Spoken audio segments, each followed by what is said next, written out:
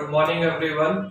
आज हम लोग एक्सेप्शंस टू फंडामेंटल राइट्स देखेंगे जो आर्टिकल 31 ए, बी और सी में दिया गया है और ये भी समझेंगे कि एक्सेप्शंस की जरूरत क्यों है। आखिर फंडामेंटल राइट्स जो कि गारंटीड है बाय द कोर्ट्स, उसमें एक्सेप्शंस पार्लियामेंट ने क्यों लाया और इसकी क्या जरूरत है और ये कितने जो है वो रीजनेबल है। पहला हम 31 ए समझते हैं। Article 31 A, this article was added to the constitution by the first amendment act of 1951, यानी पहला अमेंडमेंट एक्ट कॉन्स्टिट्यूशन में इस आर्टिकल को ऐड करता है। हमको पता है कि 26 जनवरी 1950 से हमारा संविधान क्या है, फोर्स में, और 51 आते आते ऐसी जरूरत महसूस होती है किसको, स्टेट को, कि एक्सेप्शंस जो है वो क्रिएट करने पड़ेंगे फंडामेंटल राइट्स में। और 1951 में फर्स्ट अमेंडमेंट एक्ट के द्वारा इसको इंक्लूड किया जाता है। बाद में जो फोर्थ अमेंडमेंट होता है कॉन्स्टिट्यूशन में, वो इसमें और भी प्रावधान जोड़ता है और भी क्लॉजेस जोड़ता है।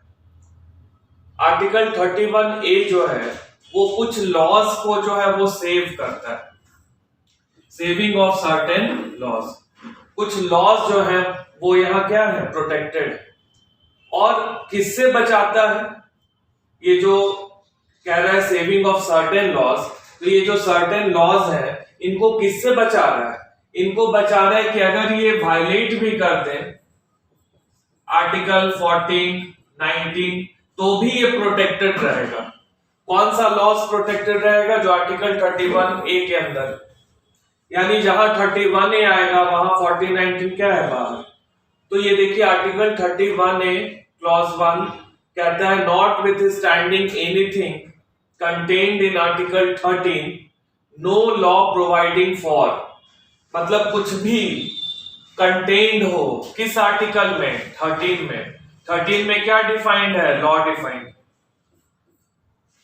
नो लॉ प्रोवाइडिंग फॉर, जैसे 13 कहता है कि अगर कोई भी लॉ इनकंसिस्टेंट हो जाए फंडामेंटल राइट से या फिर इन डेरोगेशन ऑफ फंडामेंटल राइट होगा, शैल बी डिक्लेयर्ड वॉइड।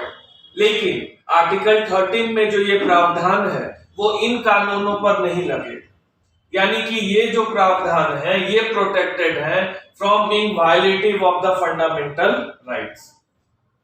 तो यही ये कह रहा है कि कुछ भी यहां जो कंटेंट है वो प्रोटेक्टेड है।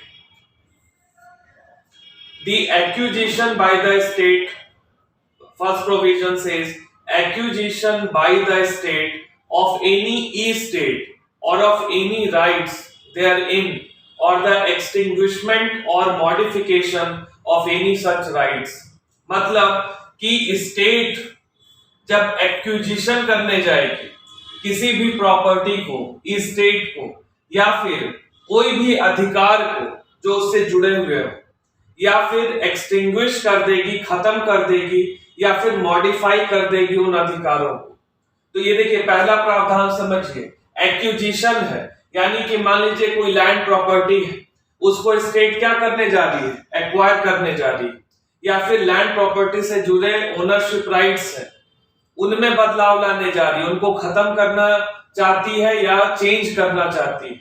तो ये जो प्रावधान है ये प्रोटेक्टेड है फ्रॉम बीइंग चैलेंज्ड, यानी कि इस प्रावधान में क्या है कि एक्यूजिशन है स्टेट के द्वारा।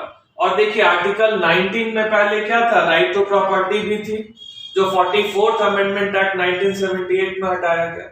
तो आर्टिकल 19 जो राइट टू प्रॉपर्टी दे रहा है, और ये प्रावधान क्या कह रहा है, ये कह रहा है कि प्रॉपर्टी के रिगार्डिंग जो राइट्स हैं या जो प्रॉपर्टी का ओनरशिप है उसमें चेंज कर सकता है स्टेट। तो ये दोनों टकराते हुए दिखते हैं आर्टिकल 19 और ये। तो इसकी जरूरत इसलिए पड़ी क्योंकि जब संविधान लागू हो रहा था तो जमींदारी एबॉलिशन हो रहा था, और जो जमींदार से जो ह्यूज चंक ऑफ लैंड को पजेस किए हुए थे उनको दिक्कतें आ रही थी। स्टेट कहता था डायरेक्टिव प्रिंसिपल्स इंप्लीमेंट करना है हमको, और ये कहते थे प्राइवेट ओनर्स कि हमारी प्रॉपर्टी को स्टेट कैसे एक्वायर कर सकता है। 19 में क्या है, राइट टू प्रॉपर्टी। तो इसलिए संविधान को ध्यान में रखते हुए स्टेट ने क्या किया, ये प्रावधान रखा 1951 में फर्स्ट अमेंडमेंट एक्ट के द्वारा। सेकेंड प्रावधान कहता है 31A का, the taking over of the management of any property bye the state, यानी कि कोई भी प्रॉपर्टी का मैनेजमेंट टेक ओवर कर रही है कौन, state, for a limited period either in the public interest, किसी लिमिटेड समय के लिए। और ये क्यों कर रही है, पब्लिक इंटरेस्ट में कर रही है, और in order to secure the proper management of the property, या फिर प्रॉपर्टी जो मिसमैनेज्ड है उसके मैनेजमेंट को सही करने के लिए कर रही है। तो हमने समझा कि ए जो प्रावधान है ये भी प्रोटेक्टेड है, बी प्रावधान भी प्रोटेक्टेड है। ए और बी को इंप्लीमेंट करते समय अगर 1419 आपका वायलेट भी हो रहा है तो फिर आपका कोई रेमेडी यहाँ पे नहीं। और ये देखिए एग्रेरियन रिफॉर्म्स यहाँ लिखा हुआ है कि ये जो ए प्रावधान है ये किस पर फोकस करता है, एग्रेरियन रिफॉर्म्स पर फोकस करता है और एग्रीकल्चरल इकोनॉमी पर फोकस करता है। यानी कि एग्रीकल्चर के फील्ड में जो रिफॉर्म्स लाने की जरूरत है वो इंश्योर करता है क्लॉज ए, और क्लॉज बी क्या करता है, प्रॉपर्टी के मैनेजमेंट से रिगार्डिंग स्टेट को क्या दे रहा है, राइट्स दे रहा है कि वो टेक ओवर कर सकता है। तो ये दोनों 31 के ए और बी प्रावधान, इसमें और भी प्रावधान है जो हम लोग नेक्स्ट स्लाइड में देखते हैं, लेकिन ये दोनों जो है वो बहुत इंपॉर्टेंट है and A is the most important one. The amalgamation of two or more corporations, और स्टेट क्या कर सकती है, स्टेट क्या कर सकती है, एमलगमेशन कर सकती है दो या दो से अधिक कॉर्पोरेशंस का, either in the public interest, public interest के लिए अगर वो जरूरी समझे, और in order to secure the proper management of any of the corporations, या फिर कॉर्पोरेशंस के मैनेजमेंट को क्या करना है, इंप्रूव करना है, सिक्योर करना है प्रॉपर मैनेजमेंट। पिछले स्लाइड में हम लोग देख रहे थे कि प्रॉपर मैनेजमेंट ऑफ प्रॉपर्टी के लिए कर रही थी या पब्लिक इंटरेस्ट के लिए कर रही थी, यहां पर कॉर्पोरेशन से रिगार्डिंग चेंजेस, यानी कि कॉर्पोरेशंस को मर्ज कर सकते हैं आपस में, दो या दो से अधिक कॉर्पोरेशंस को पब्लिक इंटरेस्ट में, और प्रॉपर मैनेजमेंट ऑफ कॉर्पोरेशंस के लिए भी ये स्टेप उठाया जा सकता है। किसके द्वारा, स्टेट के द्वारा। और स्टेट का डेफिनेशन कहां है, 12 आर्टिकल 12, द एक्सटिंग्विशमेंट और modification of any rights of managing agents. और क्या कर सकता है स्टेट, खत्म कर सकता है या फिर मॉडिफाई कर सकता है कोई भी अधिकार जो मैनेजिंग एजेंट्स का होगा, सेक्रेटरीज का होगा, ट्रेजरर्स का होगा, मैनेजिंग डायरेक्टर्स का होगा, या डायरेक्टर्स या फिर मैनेजर्स ऑफ कॉर्पोरेशंस होना चाहिए, और of any voting rights of share holder, यानी कॉर्पोरेशन से जुड़े हुए जो भी व्यक्ति, जैसे मैनेजिंग एजेंट्स हो सकते हैं, सेक्रेटरीज हो सकते हैं, ट्रेजरर्स हो सकते हैं कोई कॉर्पोरेशंस के, या फिर वोटिंग राइट्स स्टेक होल्डर का हो सकता है, उसको स्टेट खत्म कर सकती है या फिर मॉडिफाई कर सकती है। तो देखिए ये सारा जो एक्सेप्शंस है ना, ये प्रॉपर्टी से रिगार्डिंग। फिर ई सेज द एक्सटिंग्विशमेंट और मॉडिफिकेशन ऑफ एनी राइट्स, फिर स्टेट क्या कर रही है, खत्म कर रही है या फिर मॉडिफाई कर सकती है, of any rights accruing by virtue of any agreement, किसी एग्रीमेंट से अगर कोई राइट्स आ रहा है, लीज से आ रहा है, लाइसेंस से आ रहा है, for the purpose of searching for और विनिंग एनी मिनरल और मिनरल ऑयल, और द प्रीमेच्योर टर्मिनेशन और cancellation of any such agreement, lease और लाइसेंस। तो ये सारे प्रावधान जो है वो 31A के अंदर रखे गए। ए बी हमने प्रीवियस स्लाइड में देखा, यहाँ सी डी ई है। अब ये 5 जो लॉज है ना, इसी को 31A का जो इंट्रोडक्शन था, सेविंग ऑफ सर्टेन लॉज, तो कौन से लॉज को सेव कर रहा है, A B C D E, 5 kind of laws को सेव कर रहा है। Shall be deem to be void on the ground, और वहां पे क्या लैंग्वेज था, नो लॉ। जब ये शुरू हुआ था प्रावधान ए, यहां देखिए यहां क्या था, नो लॉ प्रोवाइडिंग फॉर, तो ये जो नो लॉ प्रोवाइडिंग फॉर है, ये फॉर के आगे का स्टेटमेंट कहां है, यहां है। No law providing for shall be, वहां से यहां कंटिन्यू हुआ है जब पांचों प्रोविजंस यहां आ गए। Shall be deemed to be void on the ground that it is inconsistent with, or takes away or abridges any of the rights conferred by Article 14 or 19. यानी no law shall be deemed to be void, किसी भी law को void नहीं मानेंगे। किस laws को? A, B, C, D, E में जो प्रावधान है, ऑन द ग्राउंड कि ये इनकंसिस्टेंट हो जाए या फिर कोई अधिकार को इंक्रोच कर ले जो 14 और 19 में प्रोवाइडेड। यही शुरू में बताया गया कि आर्टिकल 13 जो कहता है कि कोई भी ऐसा लॉ जो इनकंसिस्टेंट होगा फंडामेंटल राइट के साथ या इन डेरोगेशन होगा शैल बी वॉइड। लेकिन आर्टिकल 31 ए क्या कर रहा है? प्रोटेक्ट कर रहा है 5 काइंड ऑफ लॉज को, जो कि ए बी सी डी ई में ग्रुप किया गया है। यानी ये पांचों लॉज अगर आर्टिकल 13 के डेफिनेशन को भी क्या कर दें? वायलेट कर दें, लॉ इनकंसिस्टेंट हो जाए किसके साथ? 14 और 19 के साथ, तो भी ये वॉइड डिक्लेयर नहीं हो। यानी इस केस में जब स्टेट ऐसे प्रावधानों को इंप्लीमेंट करने जाएगा तो आप कोर्ट नहीं जा पाए, क्योंकि कॉन्स्टिट्यूशनल रेमेडीज इस केस में नहीं है, ये एक्सेप्शन। अगर आप कोर्ट जाते भी हैं, चैलेंज भी करते हैं, तो ये सुप्रीम कोर्ट या हाई कोर्ट को देखना पड़ेगा कि आर्टिकल 31 ए जो है अगर वो रीजनेबल एक्सेप्शंस प्रोवाइड करता है। कोर्ट क्या देखेगी? रीजनेबल एक्सेप्शंस अगर प्रोवाइड करता है तो फिर कोर्ट इसको वैलिड मानेगी, क्योंकि ये पार्लियामेंट के द्वारा लाया गया कॉन्स्टिट्यूशनल अमेंडमेंट है। और आपको पता है कि पार्लियामेंट कॉन्स्टिट्यूशन को अमेंड कर सकती है। अगर वो कॉन्स्टिट्यूशनल अमेंडमेंट कोर्ट में चैलेंज हो जाए तो कोर्ट को ये देखना पड़ता है कि प्रोविजंस जो है वो रीजनेबल हैं कि नहीं। यानी कि इंटेंशन स्टेट का क्या है? क्या इंटेंशन स्टेट का है कि वो सिर्फ फंडामेंटल राइट्स को इंक्रोच करने जा रही है, या ग्रेटर गुड के लिए, पब्लिक इंटरेस्ट के लिए कोई इंपॉर्टेंट काम करने जा रही है? तो उसमें बैलेंस बनाना जरूरी है, जो कि कोर्ट ने इसको क्या वैलिड करार दिया है। ये चैलेंज भी हुआ था।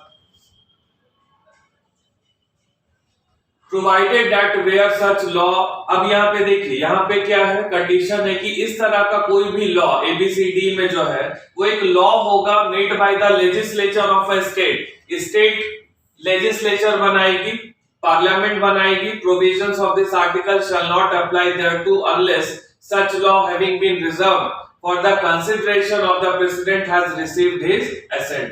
और जो प्रोविजंस इस आर्टिकल के हैं, कौन से आर्टिकल के? 31A के, shall not apply thereto, वो तब तक अप्लाई नहीं होगा जब तक कि वो लॉ जो है, जो स्टेट लेजिस्लेचर में लाया गया, वो रिजर्व किया गया है किसके लिए?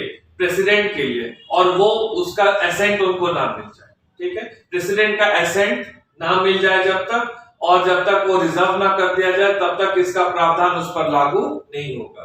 Provided further that where any law makes any provision for the acquisition by the state of any state and where any land comprised therein is held by a person under his personal cultivation, it shall not be lawful for the state to acquire any portion of such land as is within the ceiling limit applicable to him under any law for the time being in force। मतलब अगर कोई व्यक्ति अपने personal cultivation में कोई जमीन रखे हुए है और वो सीलिंग लिमिट के अंदर है, मतलब जितना मैक्सिमम लैंड वो इंडिविजुअल पजेस कर सकता है उसके लिमिट के अंदर है, तो फिर उसको स्टेट बाय फोर्स जो है एक्वायर नहीं करेगी।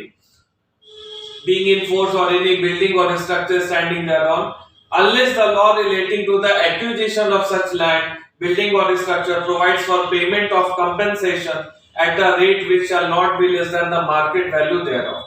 तो अगर मान लो कि स्टेट उसको एक्वायर करने भी चाह रही है तो उसको क्या देना पड़ेगा? प्रॉपर कंपेंसेशन देना पड़ेगा। व्यक्ति से, इंडिविजुअल से जब भी जमीन वगैरह स्टेट एक्वायर करती है तो मार्केट रेट पर उसको क्या देती है? कंपेंसेशन देती है।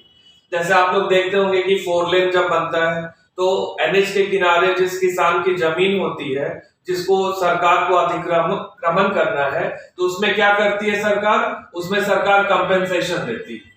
आप लोग सुनते होंगे कि फलाना को इतना पैसा सरकार के द्वारा मिला, उसकी जमीन एनएच में गई। तो ये प्रावधान है कि इंडिविजुअल से उसके खेत की जमीन आप तब तक स्टेट नहीं लेगा जब तक उसको प्रॉपर कंपेंसेशन नहीं देते, और कंपेंसेशन मार्केट वैल्यू पर मिलता है। This new article laid down that no law providing for the acquisition by the state of any estate or of any rights therein or for the extinguishing or modifying any such rights would be void on the ground of any inconsistency with any of the fundamental rights contained in Article 14, 19 and 31. 31 में भी पहले क्या था, property से regarding rights थे, क्योंकि अभी हम लोग क्या देखते हैं 29, 30 और उसके बाद सीधे 32 पढ़ते, राइट टू कॉन्स्टिट्यूशनल रेमेडीज। 31 में क्या था, प्रॉपर्टी से रिगार्डिंग प्रोविजंस थे, राइट टू प्रॉपर्टीज। तो ये 14, 19 और 31 उस समय 19 में भी क्या था, राइट टू प्रॉपर्टी मेंशन था, 31 में प्रॉपर्टी राइट्स थे। तो जो 31A है, ये जो न्यू आर्टिकल के बारे में रेफर कर रहा है वो 31A को कर रहा है। तो ये हमने देखा कि 31A में जो 5 काइंड ऑफ लॉज हैं वो अगर वायलेट भी कर दे 14, 19 और 31 को तो भी ये प्रोटेक्टेड है। ये पार्लियामेंट ने कर दिया संविधान में संशोधन और ये आर्टिकल ऐड किया। As article 31 was the only constitutional provision providing for compensation. 31 में क्या था, कंपेंसेशन का प्रावधान था, which means an estate can be acquired or rights can be modified without paying compensation. The only exception was that such law should receive the assent of the president. तो ये केवल article 31 जो था पहले इस अमेंडमेंट के, वो केवल एक लौता कॉन्स्टिट्यूशनल प्रोविजन था जहां कंपेंसेशन की बात की गई। मतलब कि एक ई स्टेट को एक्वायर किया जा सकता है, राइट्स को मॉडिफाई किया जा सकता है without paying compensation. Now, the only exception was that such law should receive the assent of the president. लेकिन इस तरह का कोई लॉ जो है, जो ये करने जा रहा है काम एक्विजिशन का या मॉडिफिकेशन का, वो प्रेसिडेंट का असेंट उस पर होना चाहिए, रिसीव हो जाना चाहिए। लेकिन हम देख रहे हैं कि जो 31 में है वो प्रावधान जो है, जो 31A में आया वहां पे स्पेसिफिकली प्रीवियस स्लाइड में देखिए आप लिखा हुआ, इसमें पूरा लिख दिया गया कि पेमेंट ऑफ कंपेंसेशन होना चाहिए at a rate which shall not be less than the market value thereof. तो ये प्रावधान 31A में भी डाला गया।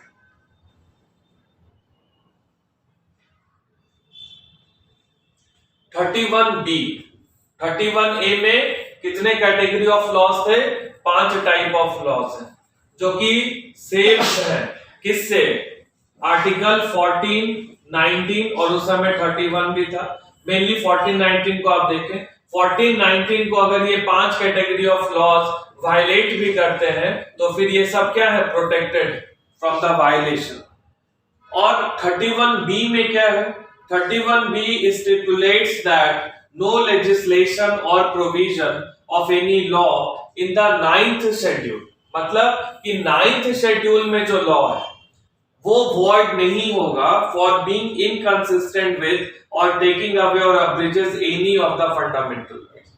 मतलब कि कोई भी फंडामेंटल राइट्स से अगर वो वायलेटिव हो जाए, लेकिन ऐसा प्रोविजन कहां हो, 9th शेड्यूल में लॉ को डाल दिया जाए, तो 9th शेड्यूल जो है वो इम्यून हो गया। 9th शेड्यूल जो कॉन्स्टिट्यूशन का है वो इम्यून हो गया। यानी आर्टिकल 13 का जो टेस्ट है कि लॉ जो है वो इनकंसिस्टेंट होगा तो वॉइड हो जाएगा, वो 9th शेड्यूल पे लागू नहीं होगा। 9th schedule is totally immune. जो भी लॉ 9th शेड्यूल में होगा वो इम्यून हो जाएगा from being challenged on the ground of being violative of the fundamental rights. So this simply means farmers cannot challenge the laws pertaining to agriculture and land holding despite them being draconian in nature. तो अब property से regarding मान लीजिए कोई कानून है, उसको 9th schedule में डाल दिया गया, तो 9th शेड्यूल में डालते वो क्या हो गया, इम्यून हो गया। क्योंकि ये प्रावधान क्या कह रहा है, कह रहा है कि कोई भी कानून, लेजिस्लेशन या कोई प्रावधान कानून का अगर वो 9th शेड्यूल में है, वो shall be deemed, no law, no legislation shall be deemed to be void, उसको void नहीं माना जाएगा for being inconsistent with, किसके साथ inconsistent हो, फंडामेंटल राइट्स के साथ हो या फिर बिल्कुल फंडामेंटल राइट्स को छीनता हुआ वैसा प्रावधान, तो भी वो प्रोटेक्टेड। ये आर्टिकल जो था वो इंट्रोड्यूस किया गया कॉन्स्टिट्यूशन में bye also the first amendment act of 1951। तो फर्स्ट अमेंडमेंट एक्ट 1951 का 2 प्रावधान ऐड किया संविधान में, 31A and 31B in part 3 of the constitution. जहां फंडामेंटल राइट्स का जिक्र है।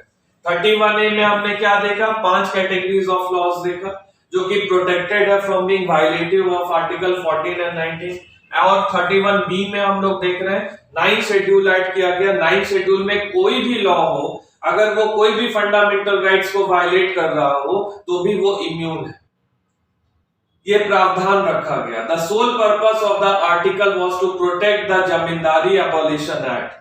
आपको पता है कि जो जमींदारी खत्म की गई इस एक्ट के द्वारा, वो चैलेंज कर रहे थे जमींदार कोर्ट में जाते थे और क्या कहते थे कि एक तो क्लास लेजिस्लेशन किया जा रहा है ये, और आर्टिकल 14 जो है वो क्लास लेजिस्लेशन जो है वो फॉरबिड करता है। Class legislation is not allowed. Equality before law है, लॉ के सामने सब इक्वल है।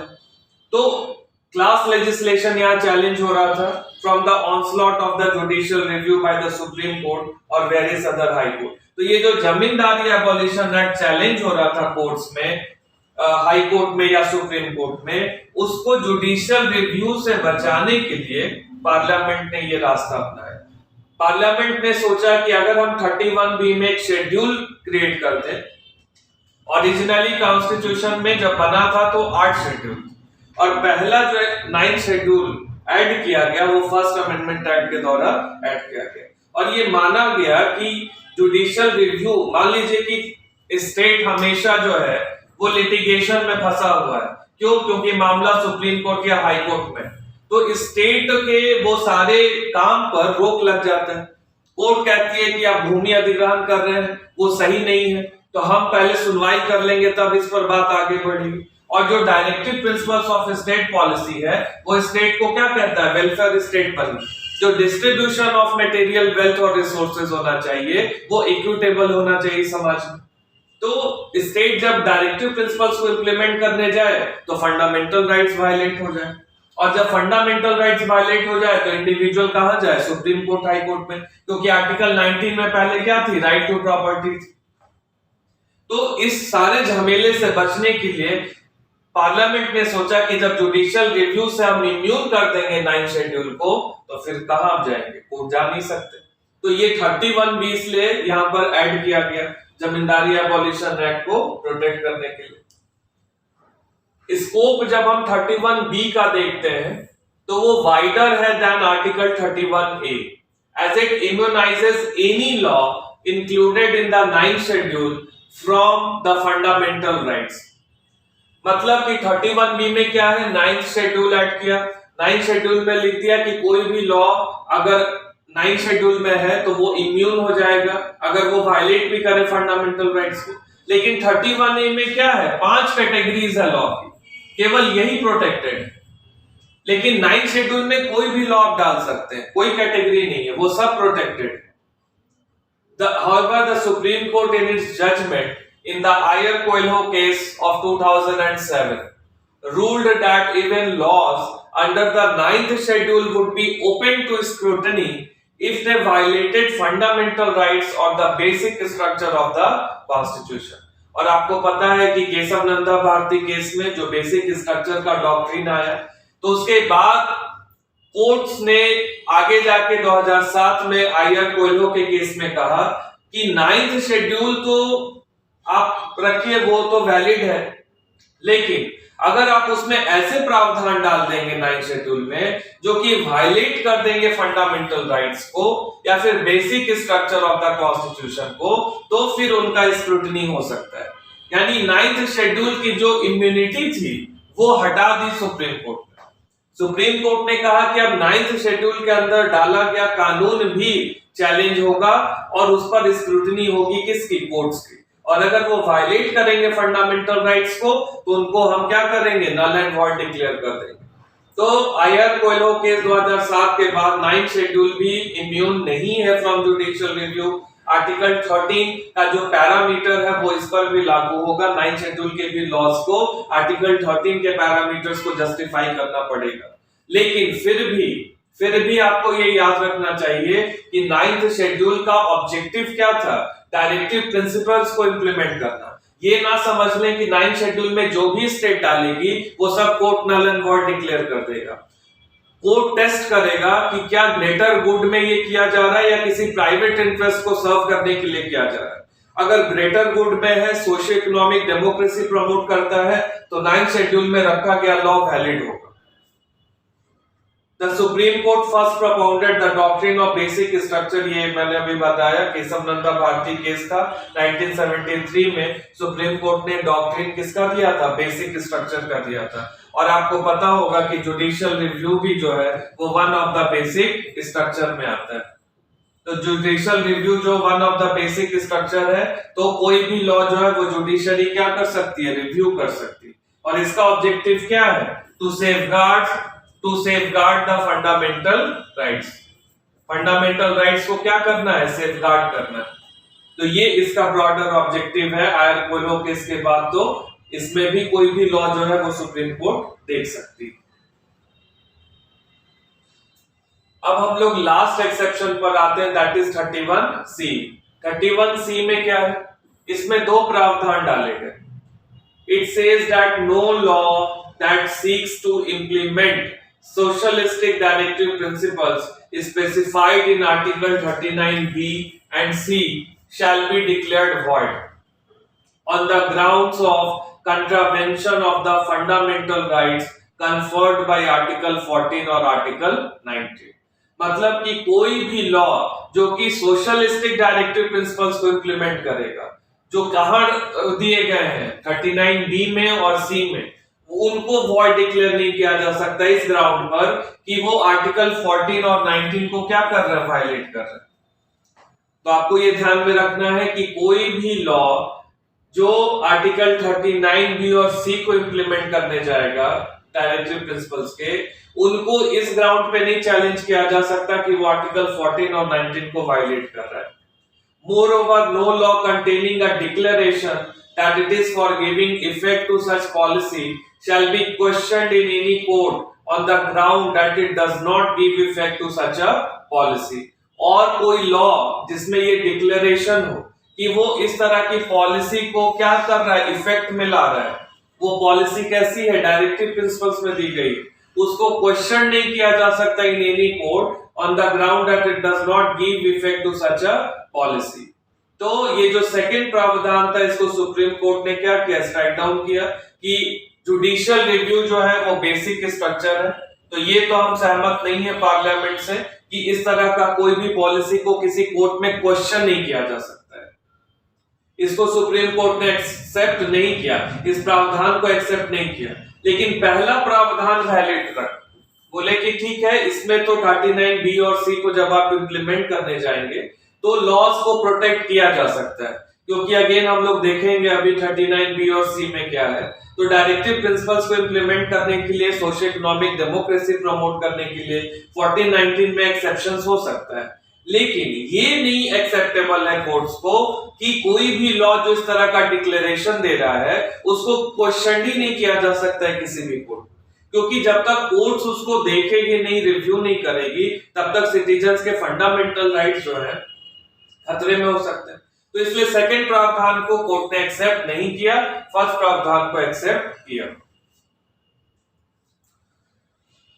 अब देखते हैं हम लोग कि इस दोनों आर्टिकल्स में है क्या। ये कहा है? Directive principles of state policy in part 4 of the Indian constitution. B में this B is 39B। 39B में क्या है? That the ownership and control of the material resources of the community are so distributed as best to subserve the common good।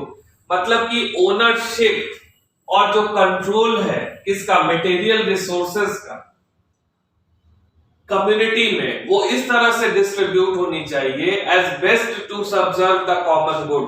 यानी कि concentration of wealth नहीं होना चाहिए। Material resources, land, labour, capital, physical resources, ये सब इस तरह से ओन्ड हो और कंट्रोल्ड हो कम्युनिटी में, जो कि इक्विटेबल डिस्ट्रीब्यूशन में हो और कॉमन गुड के लिए हो। तो अगर स्टेट इसको इंप्लीमेंट करने के लिए कोई भी पॉलिसी लाता है तो फिर वो प्रोटेक्टेड है 31C में। और 39C में क्या प्रावधान है? That the operation of the economic system does not result in the concentration of wealth and means of production to the common detriment, that the operation of the economic system does not result in the concentration of wealth. मतलब कि इस तरह से economic system काम ना करे कि क्या हो जाए, कंसंट्रेशन हो जाए वेल्थ का, and means of production concentrate हो जाए टू द कॉमन डेट्रीमेंट। और जब कुछ लोगों के पास ज्यादा वेल्थ हो जाएगा या फिर मीन्स ऑफ प्रोडक्शन हो जाएंगे तो इससे बाकी लोगों का क्या होगा, नुकसान होगा।